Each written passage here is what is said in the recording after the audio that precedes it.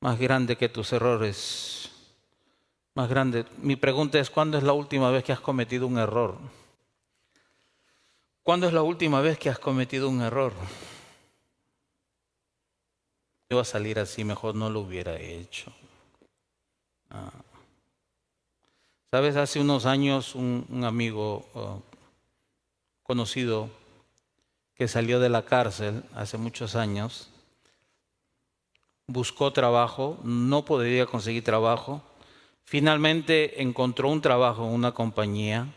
La compañía, al momento de contratarlo, le pidieron que llenara su aplicación y le preguntaron si tenía felonías o no, si había cometido crímenes en el pasado. Él, por temor a que no le den el trabajo, simplemente puso no. Pasan los años, este hombre es considerado en el trabajo, vieron la manera como él trabajaba, cómo habría aprendido a manejar las máquinas y finalmente le ofrecieron una posición de supervisor de planta. Iba a ganar buen dinero. Y curiosamente, cuando revisan sus papeles y todo eso, se dieron cuenta que él había mentido en su aplicación. Esto le costó el trabajo. Le costó un buen trabajo. Se acababan de comprar una casa nueva. A medida que él se iba a casa con su carta de despido por haber mentido en su aplicación, él no sabía que... Este hombre dice que tú no sabes lo que pasaba por mi cabeza. Él dice cómo hubiera querido retroceder esos 5 o 6 años y volver a llenar esa aplicación y haber puesto la verdad. Este hombre se arrepentía, se sentía mal, culpable. Dice que lloraba de frustración, de rabia. Las cosas han cambiado para él el día de hoy. Pero en esta vida todos cometemos errores. Todos nos equivocamos. Todos fallamos de alguna manera. ¿Sabes? Hace... ¿qué? 8, ya me olvidé. 13, 10. Hace 10 años. 10 años. Empecé con la idea de alquilar una escuela, dejar un edificio, poner la iglesia en una escuela, en una comunidad aquí en la ciudad de Fullerton, con mi deseo de alcanzar a la comunidad, a los más vulnerables.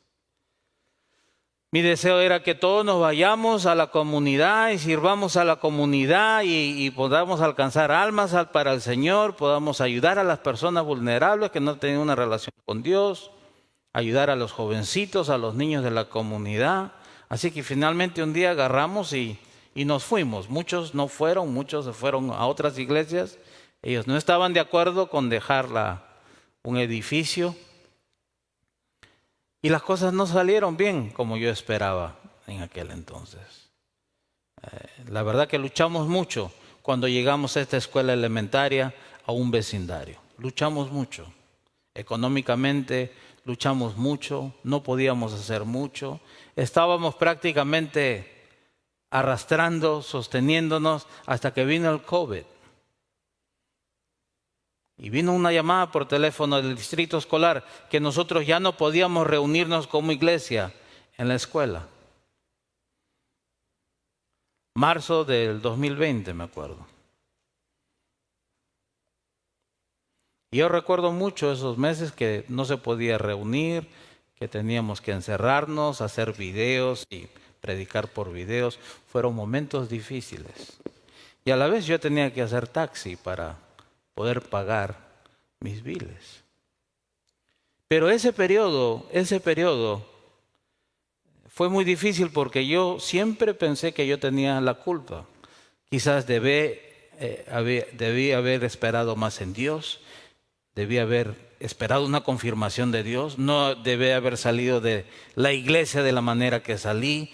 ¿O por qué salí de esa manera? Si hubiera hecho quizás las cosas diferentes, las cosas serían diferentes a las que son ahora. Venía la culpa en mí. Pero sobre todo, algo vino a mi mente, que quizás Dios ya había acabado con sus planes para mi vida. Que quizás que lo que Dios tenía planeado para mí no se iba a llevar a cabo por mi mala decisión. Ese era el pensamiento que yo tenía. Que por causa de mis errores ya Dios había terminado sus planes para mi vida. Y esto me consumía continuamente. Claro que mi situación 3 años en adelante hoy es totalmente diferente. Porque he podido comprobar que la gracia de Dios es más grande que mis errores. Si los errores que tú cometes no cancelan los planes de Dios para tu vida. Y eso es lo que vamos a ver el día de hoy, que la gracia de Dios es más grande que nuestros errores. Si tú has cometido un error, si tú has fallado como padre, como madre, quizás te equivocaste en otras áreas de tu vida, hiciste algo que no debías haber hecho, recuerda que la gracia de Dios es más grande que tus errores. Estas no cancelan los planes de Dios para tu vida. Pero, y lo vamos a ver más adelante, vas a pagar las consecuencias de tus acciones.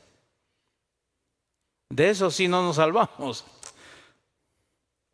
Pero la gracia de Dios es más grande que nuestros errores. No es el final de tu vida. No es el final de todo.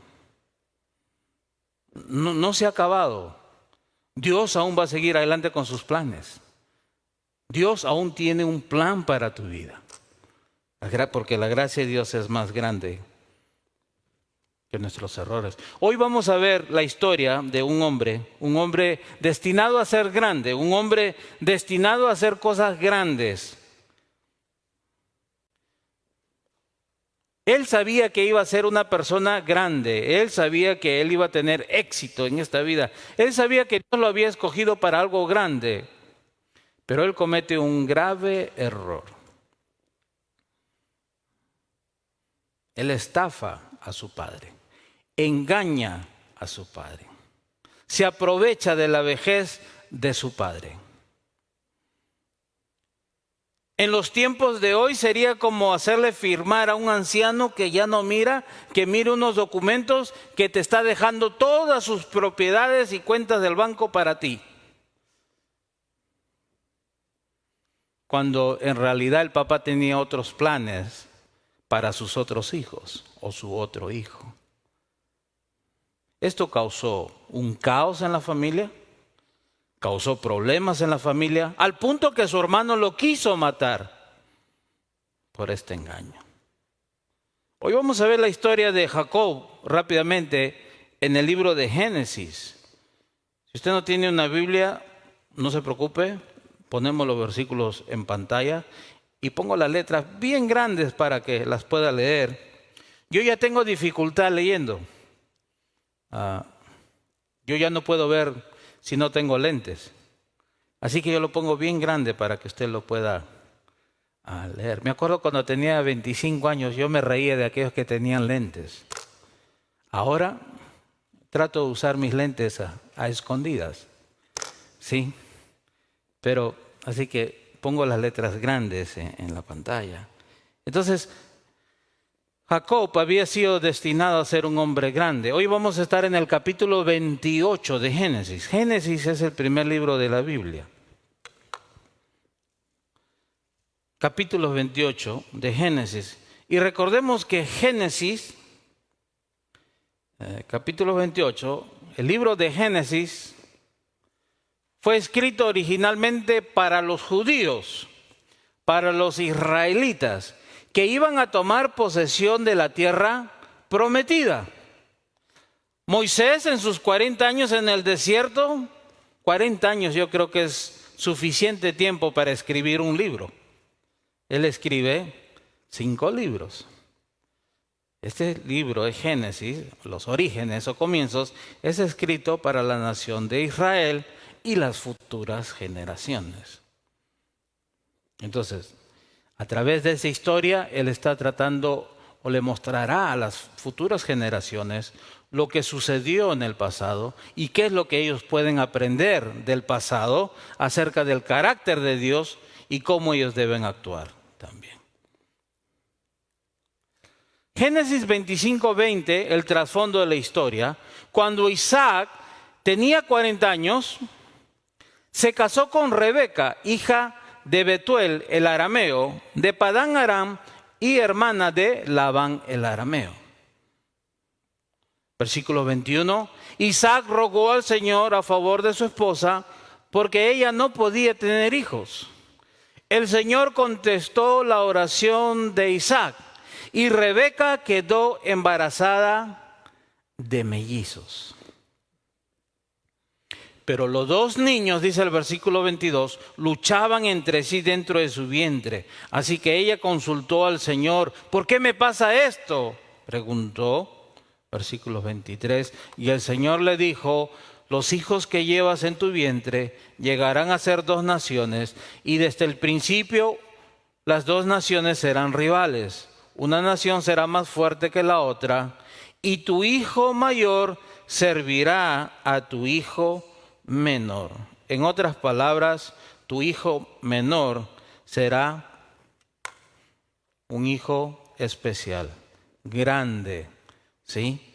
Entonces, Jacob creció sabiendo que él, como hijo menor, un día iba a heredar todas las riquezas de su familia y de su padre. Me supongo que Rebeca, como madre, le instaba todas estas cosas a su hijo Jacob. Un día vas a crecer, un día tu papá te va a dejar todas estas cosas, tú vas a guiar a la familia. Pasan los años, ¿y qué sucede con Jacob? Jacob sigue el consejo de la madre, pensando que el padre iba a dejar toda la herencia al hijo mayor, y acepta la propuesta de engañar a su padre, un hombre anciano y ciego, para que le deje toda la herencia a su hijo. El día de hoy eso sería un escándalo. Esto estaría, si Jacob hubiera hecho esto el día de hoy, esto estaría en las redes sociales. Esto estaría a las 6 de la tarde en las noticias y volvería a salir nuevamente a las 11 de la noche. Estaría en Facebook, estaría en Twitter. Todos estuvieran hablando de lo tan horrible que hizo Jacob hacia su padre. Fue algo muy duro para la familia de Jacob. Ahora, con vista a esto, el hermano mayor quería matar a Jacob. La madre le recomienda: vete hasta que se le pase la cólera a tu hermano y regresas. Vete a la tierra de mis parientes.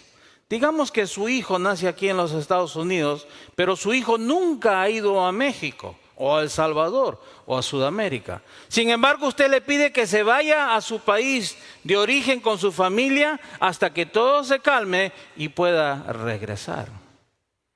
Ahora Jacob tiene que irse para que su hermano no lo mate y se tiene que ir a un lugar muy lejano, donde no conoce a nadie, donde nunca ha estado antes, y tiene que ir con el hermano de su mamá. En aquellos tiempos, digamos que la distancia era como de aquí, del condado de La Naranja hasta Sacramento. En aquellos tiempos no había tren, no había bases, no había automóviles como lo hay el día de hoy. El camino era largo. Imagínense a Jacob saliendo a las 4 de la mañana a escondidas de su casa para que no lo vea su hermano. Pero en la mente pensando por la tonta acción que él llevó a cabo siguiendo los consejos de su madre. Engañó a su padre, estafó a su hermano, trajo un caos a la familia. Quizás él estuviera diciendo en su mente: ¿por qué hice esto? Mejor me hubiera esperado a que mi padre me deje toda la herencia. Aunque parecía que Esaú, mi hermano mayor, era el preferido. Quizás en su mente iba la tristeza, porque cuando nos equivocamos y cometemos errores, la verdad que nos sentimos tristes, nos arrepentimos. Y ahí va Jacob en el desierto, caminando, caminando, caminando, caminando, pensando, sin saber que la gracia de Dios se iba a manifestar en la vida de Jacob en el momento más bajo de su vida.